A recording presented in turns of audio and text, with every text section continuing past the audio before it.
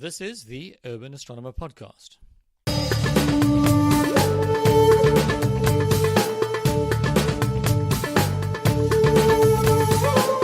Hello there. This is the 32nd episode of the Urban Astronomer Podcast, and we are back on form with long interviews with interesting scientists. I'm sorry that it's taken so long to get this episode out there, especially since the interview was actually recorded many weeks ago, but I've had some family crises to deal with and that we are all still trying to get through. My grandmother recently fell very ill, seriously enough that the family was summoned to her bedside so that she wouldn't die alone. So I've been out of town making daily hospital visits for a while now, and funeral plans and what have you, and it's been hard to carry on as normal. But on the other hand, sometimes you need a dose of normality just to be able to keep carrying on, so I found a few hours alone to put this episode together. Hopefully, it meets with the usual standard. Anyway, this episode features an interview with Dr. Nicole Gugliucci. Dr. Gugliucci is an assistant professor of astrophysics at St. Anselm College in New Hampshire, USA. If you are a regular listener of the 365 Days of Astronomy podcast, where older episodes of Urban Astronomer are syndicated, then you'll already know her voice, as she has appeared in many Hangouts, podcasts, and videos while working with Cosmoquest and Universe Today. She has a South African connection too, having spent some time building the Paper Radio Telescope Array in the Karoo as part of her PhD research. She very kindly agreed to appear on the show, and here she is. Yeah, hi. So I'm Dr. Nicole Gugliucci. I am currently a professor at the Department of Physics at St. Anselm College in New Hampshire. My background is in radio astronomy, and also in science education and outreach. So I'm originally from New York, Staten Island, New York, which is why we joked about the title Urban Astronomer, since I grew up in a very, very light polluted section of the United States, which led to some major failures at trying to actually be an amateur astronomer. So I really didn't actually learn how to use an optical telescope until grad school, sadly, when I was in Virginia, and it was a little bit less light polluted.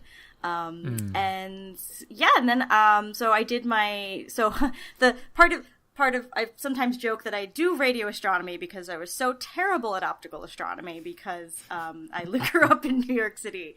The real reason I do radio astronomy is I got an internship when I was an undergrad at a radio observatory in Massachusetts, MIT Haystack Observatory, which is now only 40 minutes from where I live currently. So I kind of come in a little circle from how I started doing radio astronomy. Yeah. Okay, great. So then what was your interest? I mean, was this something you grew into while studying, or were you always interested in space and astronomy? How did you get into it? Yeah, I was always interested in science. I was from when I was like super little kid. I loved science. I asked why all the time. And my mother didn't have Google to refer me to back then, so she took me to the library and made me take out science books. So I was super into science from a very young age. I wanted to be an astronaut when I was 5. And I think they got me a little telescope so I could see the moon, which is about all you could see when you're 5 and living in Staten Island, New York. And somebody somebody told 5-year-old me that, if you want to be an astronaut, you have to be a scientist first. So I'm like, okay, I'll be an astronomer. I kind of actually bounced around a little bit. Like, for a while, I was super into botany, and for a while, I was into a bunch of different other, like, I had a microscope, and I loved looking at things at my microscope. So I bounced around a bit science-wise until I was about 12 or 13. One of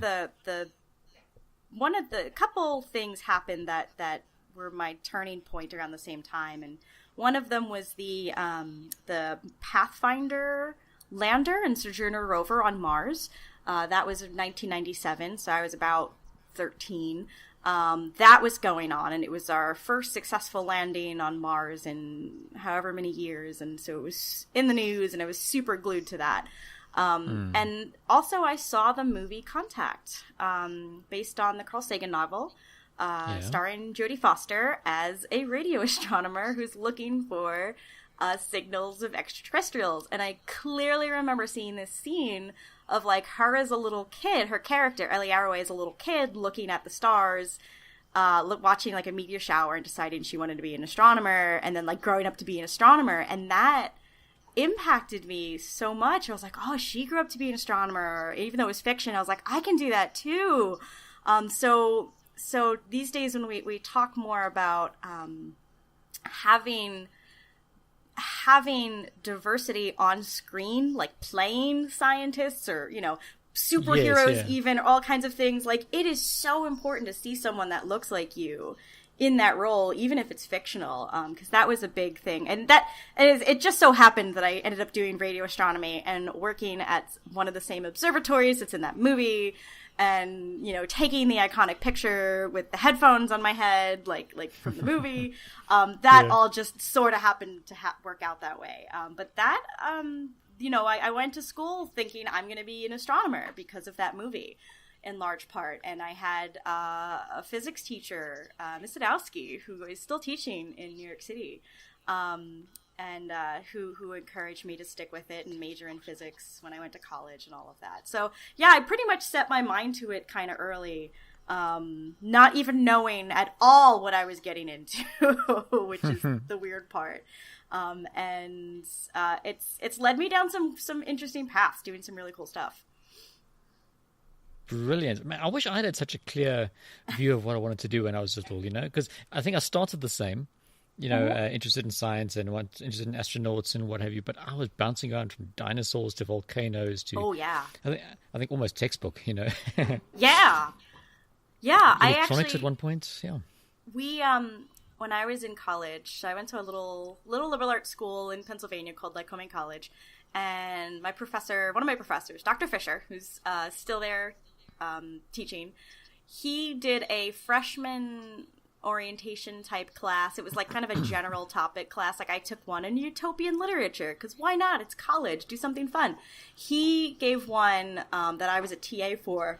It was called Rockets and Dinosaurs. It's like all the stuff you liked when you were like 6 to 12. We're going to talk about that.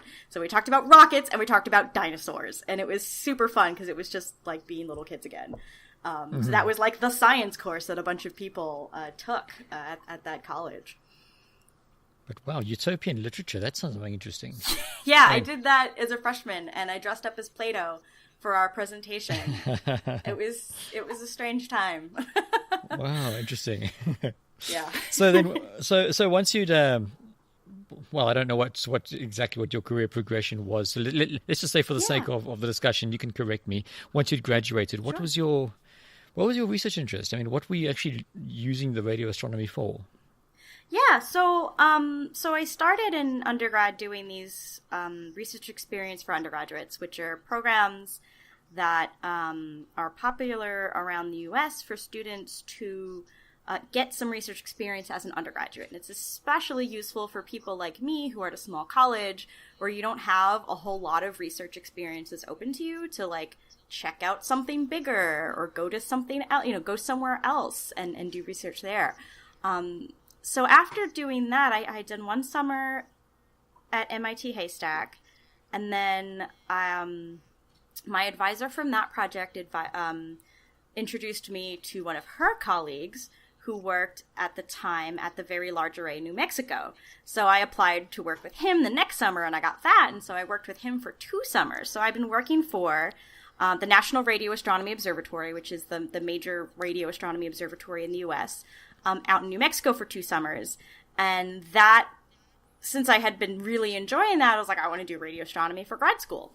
But I wasn't quite ready to move that far west.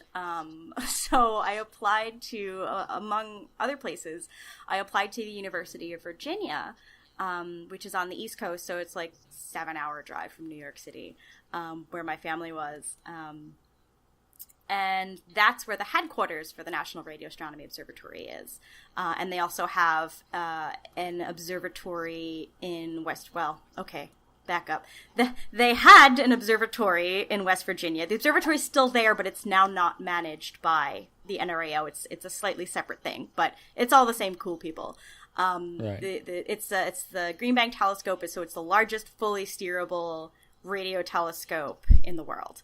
The largest one that can be moved, not like Arecibo, which is fixed.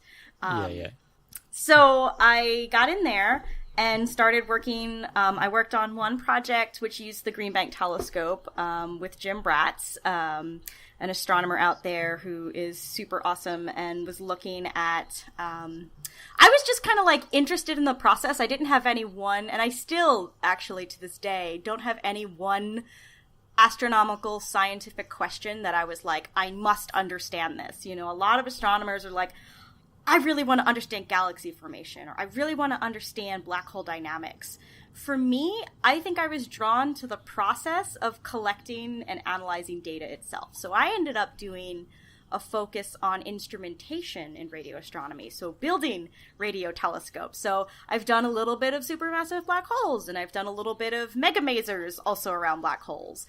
And then when I joined a project which is my connection to South Africa, which is PAPER, the Precision Array to Probe the Epoch of Reionization.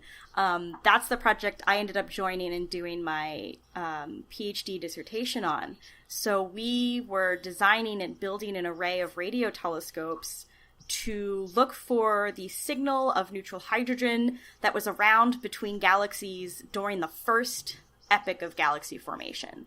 And to get some information about that first epoch of galaxy formation. And to do that, you have to build a very sensitive instrument, which we prototyped in Green Bank. So I spent a lot of time driving out to West Virginia and working on the prototype there. But we needed a much more radio quiet site. So just like how I can't do optical astronomy from Staten Island, and I say that facetiously because there are some amazing amateur astronomers who do stuff from New York City, because there is some stuff you can see. There are planets, there are bright stars. But as a 12-year-old, I couldn't figure that out myself. But to do research, to get down to the really faint stuff, you have to leave a city and go out to the desert where there's no lights. Same thing with radio telescopes. You have to get away from all the Wi-Fi signals and the Bluetooth and, all the cell phones, and even things like electric, anything that runs on electricity is giving off radio waves. Car spark plugs are famous for doing it. Microwave ovens, like the list is endless. You have to get as far away from people. Yeah, microwave ovens are great. The one in Green Bank, there's a microwave that the astronomers can use, but it's built into a large metal box. So you have to close the microwave, and then close the metal box to use it. It's very strange. Anyway, so the site that PAPER was eventually built at, and I was involved in some of that building, was in the Karoo in South Africa. So the site which just had an amazing first light image, or first fringes, first light, whatever. They published a gorgeous image from Meerkat. At the time I was there, so it was 2011, there were 7 prototype dishes out there. So this was pre-Meerkat, during Cat 7. We built out, I was out there building part of the PAPER array. And I graduated in 2012 and moved on to different work. But that project continued and is now part of a larger effort called HERA, where they're building even larger antennas out in the Karoo to look for the hydrogen epoch of reionization signal. Right. Yeah. Whereabouts in the Karoo was it? Do you know what town it was by? Or? Oh my gosh. I do not remember at all. All I know is it's exactly where Meerkat is right now. So, which that is the same place where they're building SKA, isn't it? Exactly. Yes, it's the SKA site. So Carnarvon then. Yeah. Yes. Carnarvon, or however you pronounce it. Yeah. Okay. It was. Okay. Yeah. We. It was still under development in terms of utilities. Like, we didn't have a power line running to our array. We had diesel power for the electricity, so we had to fill the little diesel tank whenever we wanted to use the telescope. And the dorms weren't finished. There weren't a whole lot of dorms yet.